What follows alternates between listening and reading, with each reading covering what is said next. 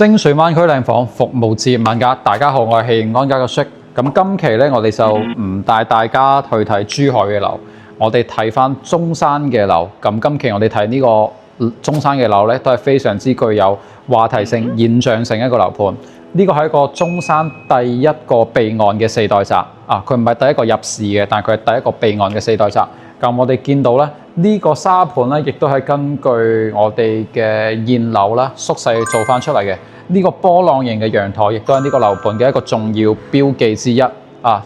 佢參考嘅咧係新加坡一個園林設計。咁呢一個樓盤咧有好多標籤性嘅話題嘅 title， 譬如佢成個小區只有128戶，32畝地只有3座樓，亦即係10畝一獨棟。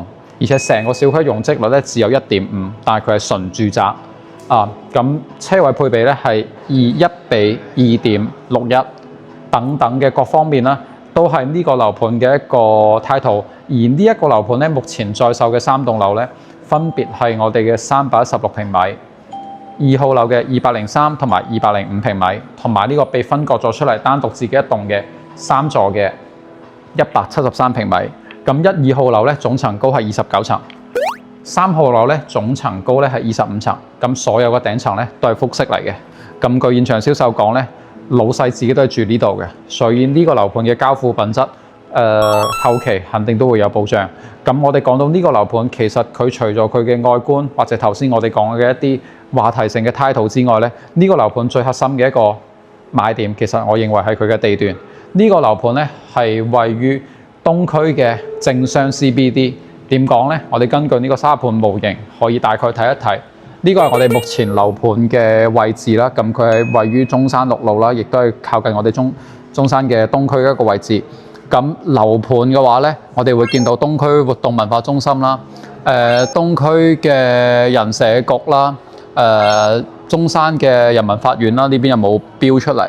東區街道辦事處啦，中山嘅海關啦，呢啲咁嘅行政嘅單位啦，以及金融嘅大廈，中山市政府，距離項目全部係2公里範圍內就可以到達。咁商業嘅配套咧，亦都係非常之成熟嘅。由樓盤出發去翻我哋嘅盛景上風，富力城 Top Park 啦、Coco City 呢啲商業圈咧，全部兩公里6分鐘到7分鐘，1到2個紅綠燈就可以到達。而呢度咧，亦都會有建設中嘅石岐站，呢個係中山嘅第一個地鐵站，廣州地鐵18號線延長線。咁由樓盤出發去到呢邊話10分鐘就可以到達。所以話呢一個位置咧，係目前中山所有嘅新規則裏面嚟講，地段係已經周邊配套已經係全部兌換嘅樓盤。嗱，咁我哋而家跟住鏡頭一齊去到現場睇一睇我哋嘅單位先。OK， 我哋而家咧就嚟到佢3號樓嘅2樓示範單位，由最細嘅面積173平米同大家開始去展示。我哋而家入到嚟嘅話咧，就會見到呢一個咧已經係02單位嘅一個公共區間啦，電梯單獨出嚟嘅。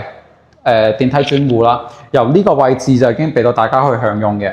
咁響入門之前，先同大家介紹下呢一個位置。呢個位置咧，頭先講到173平米，佢最多係可以做到6間房嘅。咁其中一間房咧，如果有需要，就係響呢一個佈建嘅時候啊，係飄窗咁大個飄窗，睇下呢個深度，呢個開間，呢個位置絕對可以俾你改造成一間房。呢度就係第一個改造嘅房間，裡面真實交付標準備你嘅時候咧，係3房3廳3個廁所。咁呢度係佢第一間房。咁我哋而家嚟真正嘅入去屋企睇一睇先。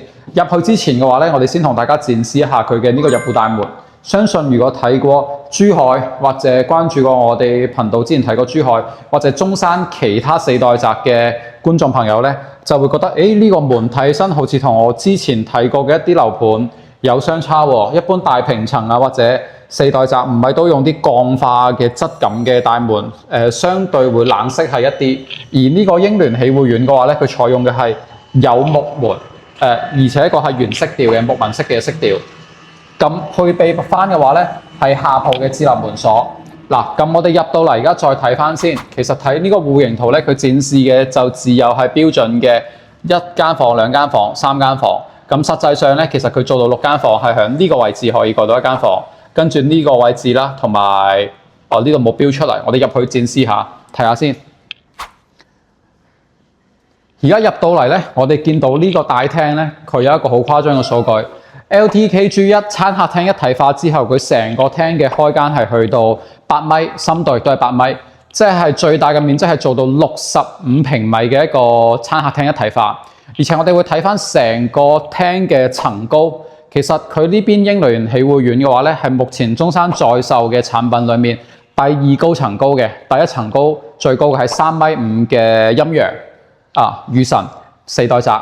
第2個層高咧就係我哋英聯喜匯苑啦，層高係去到3.3米嘅。咁目前見到展示嘅所有嘅都係我哋嘅交付標準，包括一入門嘅呢一個玄關櫃。咁佢呢度咧位置係 set 咗俾你做翻一個電視嘅背景牆嘅。咁其實如果第2間房我哋需要改動嘅話咧，呢一個位置係足足有成差唔多13個平米，我哋係可以喺呢度間多一間房出嚟。咁呢度就係我哋嘅第2間多功能房。嗱，咁由呢邊出翻去陽台咧，我哋會見翻英聯喜匯苑咧，佢外觀咧響中山乃至珠海甚至大灣區嚟講，係一個好特別嘅賣點，就係佢每一層嘅陽台都係一個波浪形嘅設計。嗱，咁我哋由呢邊出去睇一睇佢嘅陽台，後面我哋用無人機去外觀度拍一拍，會更加直觀一啲。嗱，咁呢個陽台咧，佢係正南向嘅，呢個南向嘅展面咧係去到12米。咁我哋正對住嘅咧就係中山最早期嘅富人區，亦都係中山真正東區 CBD 嘅核心樓盤。呢個咧就係新鴻基嘅逸翠園。咁相信如果早期就已經有嚟過中山市區嘅，或者關注過中山樓市嘅街坊朋友咧，對於呢一個樓盤或者對於呢個開發商，肯定係非常之熟悉㗎啦。咁呢一個陽台咧，佢嘅最大嘅呢個深度咧，呢個開間係去到3.4米。咁而且我哋睇翻咧，佢相比於而家樓盤好多嘅外觀啦，係貼瓷磚話咧，佢呢邊係用翻真石漆嘅。咁真石漆咧，相對於貼磚嚟講，講真佢嘅成本會低啲，但係佢對於牆面嘅貼合度會更加高。後期如果需要翻新嘅話咧，佢嘅呢個成本都會更加低，因為英聯喜匯苑嘅話咧係唔可以封窗嘅。一個咁大開間窗面嘅陽台，如果你唔封窗，平時如果遇着大風打理嘅時候，我覺得都係需要一啲時間同埋心思嘅。嗱，咁呢個陽台咧係南向嘅，造型係波浪形嘅，目前中山、珠海都冇，我睇過廣州深圳、大灣區嘅咁多城市都冇。呢個係呢個樓盤嘅外觀造型嘅一個好大嘅標識點。嗱，咁我哋呢邊咧，其實望翻出去都會見到，因為呢個樓盤咧好大一個賣點就係賣佢嘅地段啦。呢度就係展型天鑽，樓下亦即係我哋中山嘅 Coco City， 一個大型嘅商圈。由呢個樓盤出發去附近嘅商業睇嘅話咧，都係非常之方便嘅。而且佢而家樓下嘅商業配套醫療以及行政配套已經係全部起好晒㗎啦，就唔需要話有一個要等待嘅時間。嗱，我哋再入翻嚟屋企睇翻佢其他嘅空間先。入翻嚟大廳之後咧，我哋同大家展示一下佢嘅廚房。嗱，廚房咧呢邊係一個 U 型嘅動線設計啦，中規中矩。咁呢度係留咗一個雙陽台嘅雙雪櫃門嘅位置俾你放雪櫃嘅。灶台方面咧老版嘅，咁佢呢邊咧用到嘅係一個3眼灶台。咁常規嘅灶台咧係雙眼灶台嘅。一般，但係我哋呢啲咧大豪宅、大平層單位用翻3眼灶台先可以配翻我哋嘅成個屋嘅格調同埋質感。咁我哋見到嘅老版3件套咧，呢啲全部都係我哋嘅交標。但係你話有冇一啲更加新嘅或者更加高質量嘅交樓標準，突破於常規第3代宅嘅咧？咁目前我哋喺呢度見到咧係冇嘅，即係佢會有抽油煙機、爐灶，跟住呢個係燒爐碗櫃啦、洗碗機啦。跟住咧，呢度會有翻一個蒸烤一體箱俾到大家嘅。嗱，最後咧，我哋就入到嚟房間，同大家展示一下佢嘅每間房嘅空間格局。呢度咧會有一個公共嘅衛生間。嗱，咁佢都係3段式嘅，亦都有採光面啦。響鏡頭上面展示俾大家睇，其實呢個同好多屋苑咧就冇咩區別，唯到咧我就覺得呢個位置有少少窄。呢個位置其實係有少少窄嘅，即係如果你稍為大細一啲嘅。呢度嘅話，你關翻門已經有啲頂手噶啦，所以呢個空間我覺得可以再做翻大少少就最好啦。嗱，咁呢一個咧係佢嘅第1間客房，真正意義上唔需要改嘅第一間客房。嗱，咁呢個位置咧，佢本身收樓之前咧係有個飄窗位嘅，但係交付俾你嘅時候已經係 book 咗㗎啦。咁呢個位置如果需要嘅話，可以做翻櫃門，做翻一啲櫃體啦。咁佢呢間房已經係最細嘅一間房啦，都有將近10個平方米，而且層高我哋見到非常之高，窗簾盒嘅位置都已經留晒俾你㗎啦。嗱，呢個係第二間房。呢間房咧朝向係北向嚟嘅，我而家拍攝嘅時間係下午，所以都會見到會有少少西斜，北向嘅單位。嗱，呢間房咧大概都係11個平方左右，一樣係飄窗位 book 咗俾到大家嘅。嗱，咁呢度已經有2間房展示啦。最後我哋嚟睇翻佢嘅主人房套間。主人房套間咧依然係南向嘅，咁佢呢邊咧做咗一個小小地嘅 L 型嘅拐角窗口，唔完全可以話係270度啦，但係都係一個 L 型嘅動線。成個房間嘅空間嘅採光感係非常之好嘅。我哋而家只係身處向2樓，因為呢一個樓盤咧，佢仲有一個好大嘅賣點就係佢嘅視野景觀。我哋樓層但凡只要高到去5樓，就已經係冇遮擋噶啦。而且呢個樓間佢講緊係超過800米甚至1公里。嗱，呢度咧仲會有一間算係醫務間兒童房咁啦。呢個位置咧可以俾你 set 翻做醫務間或者被做成一個 BB 嘅房間都冇問題。咁主人房咧呢邊係自帶一個套間嘅，但係咧173平米嘅空間上面咧依然都係呢個問題。衛生間唔係好大，所以係放唔到我哋嘅浴缸嘅。呢個就係173平米嘅空間展示。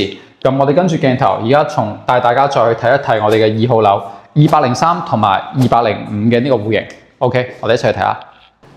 現時我哋嚟到嘅咧就係2號樓嘅2樓示範單位。我哋睇翻佢嘅203平米3房3廳3個衛生間，咁有2個係套間嚟嘅。咁呢一個戶型咧，佢其實最多係可以改造成4間房，其中1間房就係呢個位置。呢個位置攝影師掃一掃鏡頭俾大家睇，向收樓嘅時候咧，呢個位置就係送翻俾大家嘅。但係睇翻上面啦，而家呢度有啲鐵皮棚嘅位置咧，僅限於我哋目前係向2樓，其他樓層係唔會有呢個位置嘅，唔會係鐵皮棚。咁呢個位置咧都係送翻俾大家，可以做到佢嘅3+1第4間房。呢個空間都非常之大，又有將近20個平方米。嗱，咁由呢度入翻嚟，一入到嚟咧，佢同頭先細面積173平米嘅就唔一樣。入到嚟佢會先有一個玄關，唔會直接開門就見到我哋嘅廳。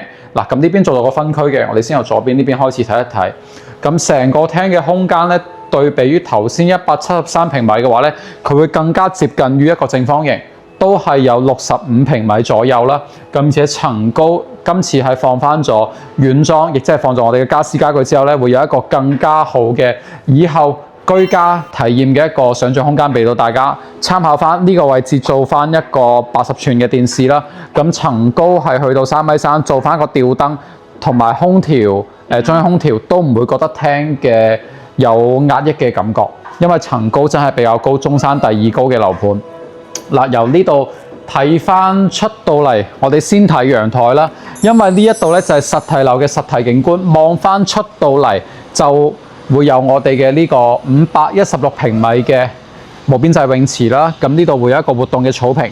咁其實成個小區咧嘅公區活動空間並唔多嘅，因為呢度講緊咧成個小區只係32畝嘅總佔地，但係我哋只係起咗3棟樓。頭先我哋睇嘅單獨一座嘅就係我哋嘅呢個3號樓，係173平米嘅。目前身處嘅係2號樓。咁我哋嘅對面呢邊咧係目前在售最大面積嘅316平米嘅1層只得1戶嘅最大面積嘅單位。等下我哋都會跟住鏡頭同大家 show 俾大家睇下嘅。咁我哋睇翻呢個陽台先啦。以後如果居住向呢度，睇翻呢度放一個標準嘅老人台，向呢度坐住，望住小區嘅泳池。而家呢個只係身處2樓，我覺得呢個景觀同埋呢個感覺真係非常之寫意，係目前中山咁多4代宅裏面所陽台望出嘅感覺都唔一樣啊！咁呢個泳池嘅話呢，我哋會見到呢一個小區呢，佢相比於其他4代宅，可能我哋會缺少一啲會所啊或者其他嘅小區自帶嘅配套，但係都係強調翻呢個英聯喜匯苑所處嘅位置係中山東區最 CBD 最行政嘅一個核心區，所以佢周邊嘅配套係齊全嘅，但係小區自身嘅呢啲配套稍為會弱翻啲。我哋入到嚟睇翻我哋嘅廚房先啦。我哋可以先睇下呢間房，呢度係一個套間嘅。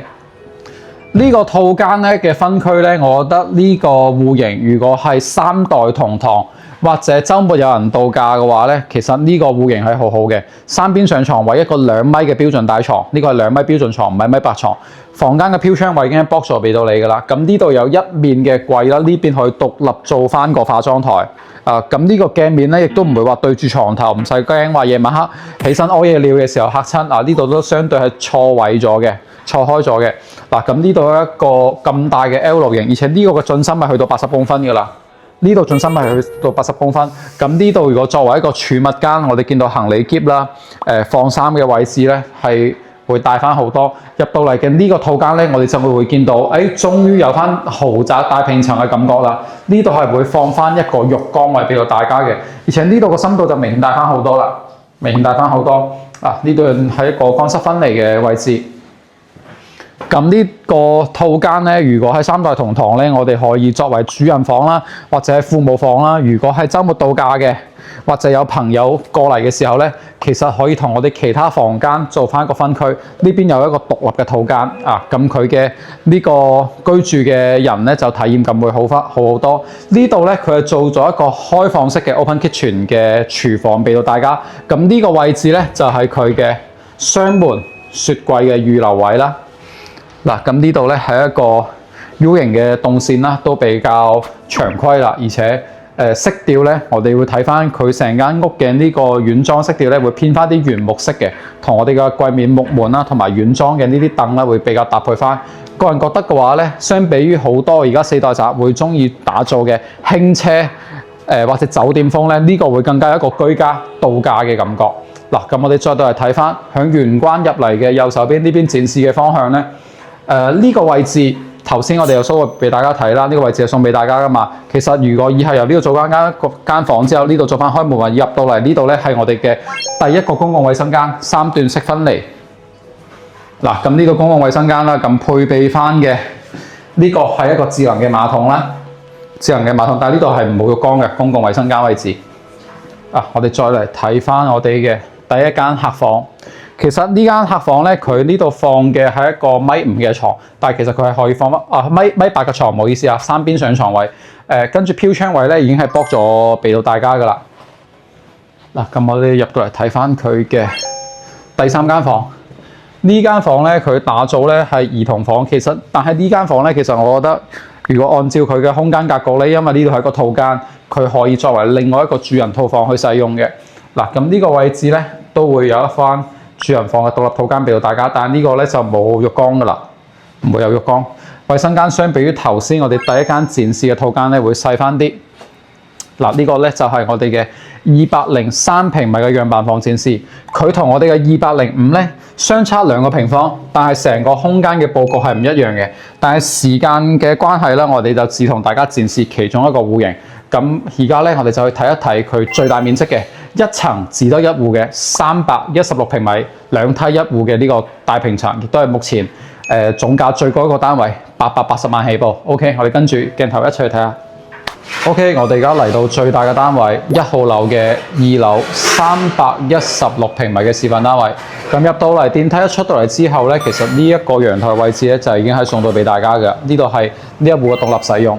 1層咧就只一個單位，咁佢配有2個電梯同埋有走火通道嘅，即係等於係3梯啦。我哋由呢度入翻嚟，由呢個位置咧玄關櫃已經係送到俾大家噶啦。咁呢度完全唔使擔心空間點樣放啦，因為我哋見到每間房嘅空間都非常之大。入到嚟我哋先睇翻呢度係佢第一個公共嘅衛生間啦，其實亦都可以算係呢間房嘅套間嘅一個設計。呢度係一個活動嘅公區嘅，咁呢度咧就冇咩機會可能做成一間房啦，因為如果你呢度間成一間房咧，佢裡面呢度係仲有一間房嘅，而且呢間房咧係個套間嚟嘅。咁門口呢個位置咧，我哋就做翻一個多功能區啦，睇下係鋼琴房啊、電競啊，定係放翻張麻雀台啊，定係做咩都得。咁呢一間房咧，套間位置咧都已經係接近20個平方米啦。咁嗱，呢度嘅採光咧非常之好嘅，我哋見到由廁所啊望出去嘅視野景觀啊都係非常之好。嗱，咁呢度咧係放唔到呢個浴缸嘅，但係一個套間設計。316平米嘅話咧，佢本身做到嘅係4房5個廳，跟住係有5個廁所嘅。佢最多咧係可以改造多一間房，係真正做到5房5廳5個廁所。嗱，咁我哋再入到嚟睇翻先 ，show 俾大家睇。呢度就係佢嘅廳嘅位置。咁呢度 LDKG 如果連到嚟呢個位嘅話咧，佢中間做咗一個功能嘅分割區。呢度係廚房位，飯廳位啦，叫做飯廳位啦。如果連通埋呢度嘅話，呢度係去到80幾個平方米，將近90平方米咁大一個 LDKG 嘅開間。嗱，咁呢度咧係佢真正嘅廚房嘅位置。相對於佢嘅飯廳咧，廚房就唔算大啦。嗱，咁一個比較中規中矩嘅 U 型嘅動線啦，雙門嘅冰箱啦。嗱，咁呢啲熱水器嘅預留位啦，呢啲做翻俾大家。但係呢一個咧都係佢嘅飯廳嘅位置。呢個飯廳就已經去接近16到17個平方米咁大嘅位置俾到大家喺個飯廳嘅位置。嗱，咁佢嘅陽台咧，亦都係最長嘅，由呢度一直連通去到嗰間房，長度係有18米嘅一個長度。我哋由呢邊睇一睇，呢間房咧係316平米裏面最大嘅一個房間。咁呢間房唔計廁所，已經去到30個平方米啦。咁如果計埋個廁所嘅話咧，成間房係去到36平方米。呢度嘅主人房嘅套間咧，佢做咗一個乾濕分區啦。但係如果按照佢呢個設計嘅話咧，呢個位置你哪怕睇起身好似可以放浴缸，如果真係要放浴缸嘅話咧，其實就比較逼仄一啲啦。呢個位置可以放翻一個大啲嘅浴缸位啦。嗱，咁睇完呢個套間之後咧，我哋再睇翻佢嘅第二間房。嗱，呢度咧陽台一直連到呢度係轉彎嘅。嗱，咁呢度咧會有一間客房啦。呢間客房咧佢都係帶有套間嘅，因為頭先講過呢一個316平米嘅戶型，佢係做到5個廁所嘅，而且5個廁所裏面咧有4個係套間，即係4間房其實都係有帶套間嘅。嗱，但係如果講真啦，如果向而家嘅新規則嚟講咧，佢嘅交付標準咧，呢啲我哋見到嘅都係交付標準。交付標準咧就並唔係咁高級，包括佢用到嘅一啲衛浴嘅設備啦，好多而家嘅4代集可能都會用到漢斯格雅或者更高等級嘅一個品牌，咁佢哋呢邊咧係冇嘅。嗱，我哋再可以睇翻佢嘅另外一間房先。嗱，呢度咧就係全屋展示嘅最細一間房啦，但係呢間房咧雖然係最細，都有10個平方米。嗱，呢邊望翻出去嘅話咧，就會望翻對面嘅一啲舊小區啦。咁樓間距嘅話咧，其實我哋只要去到15樓以上啦，樓間距已經係非常之開闊嘅啦。因為呢邊講緊最高嘅樓層棟數咧係去到25、29樓嘅，頂層都係複式單位。嗱，呢度會有一個衞生間。咁其實因為316平米嘅，佢空間比較大啊，而且亦都唔係我哋常規見到嘅一啲空間佈局。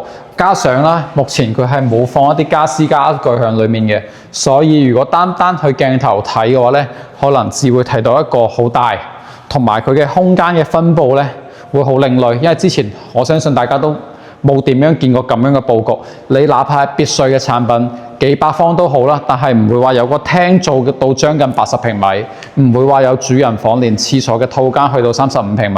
呢啲咁樣嘅房間佈局咧，一般都可能係自建房、自己起嘅別墅先至會有咁樣嘅空間嘅格局去使用。但係嘅話咧，佢呢個英聯喜匯苑嘅話咧，除咗佢外觀嘅設計造型獨特之外啦，佢嘅呢一個大平層嘅空間佈局咧，亦都係目前中山冇其他嘅同類嘅競品嘅。呢個亦都係好多港澳嘅人士啦，或者一啲海外嘅華僑，因為知道呢個樓盤，聽講中山市區裏面有個新加坡設計風格嘅樓盤喎。當然啦，向樓下一睇呢個外觀就覺得好有辨識度啊，之前未見過。但入到嚟房間發覺，原來戶型我都未見過，都係好新穎。大得嚟之餘咧，佢唔會話做得好緊湊，佢嘅每間房咧做得都相對比較大。我哋可以由鏡頭展示下佢呢邊望翻出去嘅園林景觀先，睇一睇佢呢個陽台嘅超大嘅開間。由呢個頭先展示嘅廚房位，一直延伸到去房間呢邊轉過去都係轉咗彎嘅。嗱，咁呢邊咧望翻出去，見到呢個陽台其實已經係18米一個開間嘅闊度，咁長嘅一個陽台。但係咧呢邊係唔可以封窗嘅，係唔可以封窗嘅。後期嘅話，陽台咧呢啲位置咧係留咗花池位俾你，因為佢係一個新加坡嘅，除咗外觀之外咧，佢亦都係參考咗新加坡嘅設計嘅一個風格，就係引園入室，會將呢啲花池位咧做翻屋企裏面，每間每戶都會有自己嘅私家花園位置。但係我哋亦都可以見到啦，鏡頭望翻我哋頭先嘅2棟，其實呢個樓間距嘅話咧，我覺得稍微係有少少近嘅。咁佢呢邊咧都會向呢度種翻啲綠植啦。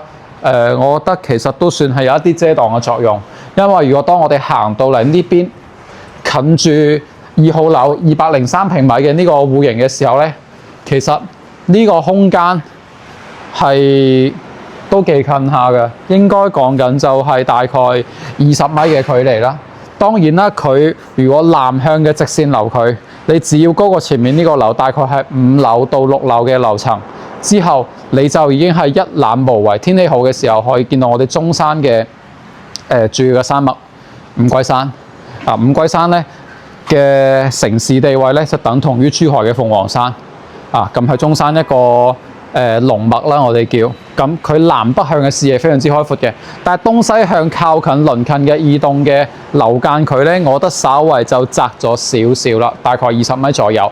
OK， 咁今日嘅鏡頭咧就同大家展示晒我哋英聯喜匯苑嘅173、203同埋我哋316嘅3個戶型。咁其實佢目前在售嘅咧總共係5個戶型，另外有一個係205嘅同埋173嘅。面積咧相當，但係其實空間格局係有少少唔同嘅。但因為片長時間嘅關係，就留翻啲懸念俾大家。如果有興趣嘅話咧，到時預約我哋嘅 channel，跟住過嚟一齊睇。咁我哋而家咧就做翻今日英聯喜園會睇晒成個樓盤，睇晒成個小區之後，做翻個樓盤嘅總結。OK， 例牌啦，落到嚟之後咧，我哋向樣板房同大家做翻一個東區英聯喜匯嘅視頻總結。咁今期咧，我哋先講下佢嘅劣勢。首先第一個點咧就係成個樓盤佢總佔地比較細，總共只有3座樓，32畝地，亦都可以被稱為10畝一獨棟。但係帶嚟嘅話咧，我哋現場實地睇過之後就會發現一個問題，就係成個小區啦，佢嘅樓盤自身嘅配套咧都係比較細嘅。譬如我哋見到一般4.0或者豪宅啦，佢會配備翻小區嘅私人會所、健身室、恆溫泳池以及會客廳、多功能會客間等等嘅一啲多功能嘅公區俾到業主去使用。咁小區樓下咧，亦都會有一個業主嘅休息啦、散步區嘅。但係我哋睇翻成個英聯喜匯嘅話咧，我哋就會發覺佢嘅公共區域啦，包括樓盤自身落到嚟嘅一個散步嘅區域、會所、泳池各方面咧，同而家嘅4代集比咧，都係會遜色一啲嘅。譬如我哋而家好多4代集係室內恆溫泳池，佢呢邊咧係一個516平方米嘅室外嘅無邊際泳池啦，咁係露天嘅。咁如果講到私人健身會所呢方面嘅話咧，目前樓盤係未有一個搭建好嘅現成嘅健身會所。我哋見到佢嘅預留區域咧，亦都係相對比較細嘅。咁呢一個咧，我相信後期哪怕佢做起身咧，體驗感都會差翻啲。咁對於其他嘅功能區咧，我哋會見到佢都係會有呢個私宴廳嘅，但係私宴廳嘅搭建咧就比較好似睇起身會倉促一啲，會草率一啲，好似係為咗整而整，俾我一個咁樣嘅感覺。呢個咧就係我覺得佢嘅第一個問題，就係樓盤細所帶嚟樓盤自身嘅配套係會欠缺一啲嘅。第二點咧就係佢嘅交樓標準，我覺得係略為遜色嘅。你對比於而家目前東區或者係石岐奇江總部或者我哋跟開我哋 channel 睇開嘅珠海嘅一啲新規則或者一啲市面上比較熱點嘅項目嘅交樓標準啦，無論係用到嘅一個品牌嘅交標啦，或者係裝修細節上面咧，其實都係會差翻啲。雖然佢層高係去到3.3米，呢個優勢係好大，因為我哋響樣板房見到啦，採光嘅格局係好好嘅。但係成個屋企咧交樓標準嘅，你話細節上面嘅，我哋可以單獨拎出嚟雕琢嘅、斟酌嘅，值得一讚嘅交樓標準咧，我睇雲泉屋係暫時冇發現嘅。呢個交標嚟講嘅話咧，我覺得大概可能係去到3000蚊以內就已經係可以差唔多做得到㗎啦。咁第三個點咧，就係我哋會發覺佢嘅2號樓啦，同埋我哋嘅呢個3號樓啦嘅樓間距啊，陽台嘅樓間距會相對緊密一啲，大概係20米左右。咁呢個陽台嘅私密性咧，我覺得作為一個豪宅大平層嚟講，因為目前東區所有在售嘅4代宅，英聯喜匯嘅起步面積就已經係人哋在售嘅最大面積。佢最細到173，咁對翻呢個面積段嘅話，我覺得佢嘅隱私性咧，或者豪宅嚟講咧，隱私性係需要相當放到一個重要嘅位置嘅。但呢個樓間距，我覺得略微會遜色少少。當然啦，呢個樓間距講緊係東西向，而佢嘅南北向嘅樓間距咧係非常之廣闊嘅。我哋都有用無人機去飛過啦，其實佢嘅南北嘅遮擋咧近乎係冇。唔係講緊話100米樓間距、200米樓間距，係近乎係冇。但係當然啦，因為佢地處位置中山嘅核心，佢望出嘅都係城市景，唔會有海景啊，或者真正比較近嘅山景，呢個係冇嘅。呢個我認為嘅第三點就係佢嘅樓間距嘅問題。咁第四點咧就係始終英聯咧作為一個本土嘅房企啦，佢豪宅嘅開發經驗咧，目前英聯喜匯係第一個。之前係冇開發經驗嘅，咁後期收樓之後嘅服務啊或者質量係點咧？要等翻後期收樓業主反饋翻先有呢個口碑嘅驗證。咁呢個咧都係有一個未知性嘅。咁講完4點我嘅顧慮之後咧，我就講翻英聯喜匯佢嘅優點其實非常之明顯。首先第一個，目前英聯喜匯佢所處嘅地段 location，係中山所有新規宅4代宅裏面最好嘅，佢係東區嘅行政商業嘅 CBD， 政商 CBD 點樣講咧？呢個位置咧係位於中山路啦，中山6路呢個位置。咁我哋距離我哋中山嘅人民法院啦、東區街道辦事處啦、商業圈嘅話咧，我哋去翻我哋嘅盛景上風、富力城 Top Park、Coco City 呢3大商圈，我哋都係2公里範圍內就可以去到。就算即係平時揸車嘅話咧，我哋講緊就係5-6分鐘就已經可以全部到達。而且呢啲商業圈已經係全部現成嘅，起好晒嘅，係中山人目前會去嘅最大嘅商業廣場。佢嘅地位就等於珠海嘅華發商都係有過之而無不及嘅。而且對於我哋港澳街坊嘅話，平時如果需要搭翻直通巴翻香港嘅話，頭先講到嘅Coco City 啦，以及我哋嘅盛景上風啦，都係有直通車可以直接去翻我哋嘅香港。所以佢呢個地段核心咧，帶嚟咗佢嘅生活嘅便利。雖然頭先講到樓盤自身嘅配套會欠缺一啲，但係樓盤出到去嘅步行嘅以及揸車5-6分鐘可以享有嘅配套，係中山目前講緊最成熟嘅配套。冇一個喺規劃中嘅，全部已經係起好晒㗎啦。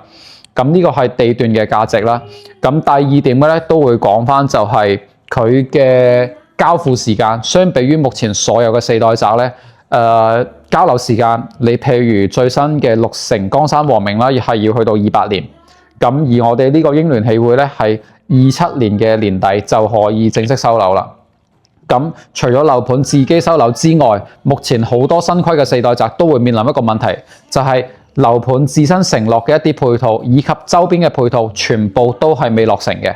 哪怕你樓盤係28年收樓、27年年尾收樓，但係你周邊嘅配套冇一個可以同我哋呢個東區嘅英聯喜匯相匹配。呢個係佢現成嘅就可以享有嘅嘢，就唔使擔心未來嘅一個兌換嘅有冇風險啦。咁第三點咧，就係可以話係佢一個外觀造型啦。其實呢個外觀造型因為我哋自己從事房地產，睇過樓盤非常之多，廣州嘅、珠海嘅、中山嘅、江門嘅，甚至深圳嘅好多樓盤都睇過。但係呢一個造型，新加坡嘅獨特外觀嘅造型，佢而家因為外立面咧未完全整好，但係佢嘅呢個外觀咧，我哋從樓下或者好遠就已經對於呢個樓盤會有一個非常之高嘅辨識度。呢個我個人睇過現場之後話咧，覺得係好新穎。呢一個陽台引員入室嘅呢一個設計理念咧，我都係非常之中意。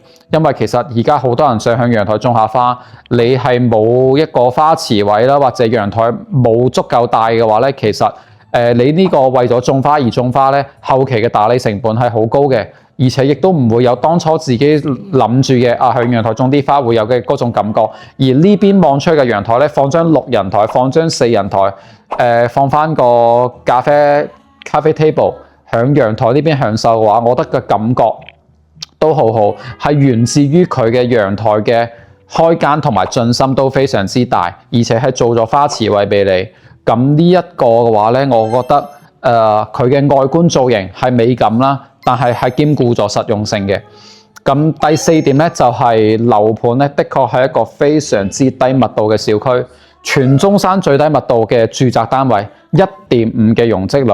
1.5容積率其實嘅話，一般講緊唔會係住宅，一般都係講緊別墅，係講緊 house 先至會有咁樣嘅容積率。而呢邊咧，除咗低容積率之外咧，成個小區128戶嘅單位，咁佢車位配備係1:2.61啊，1:2.56啊，1:2.56嘅一個車位配備。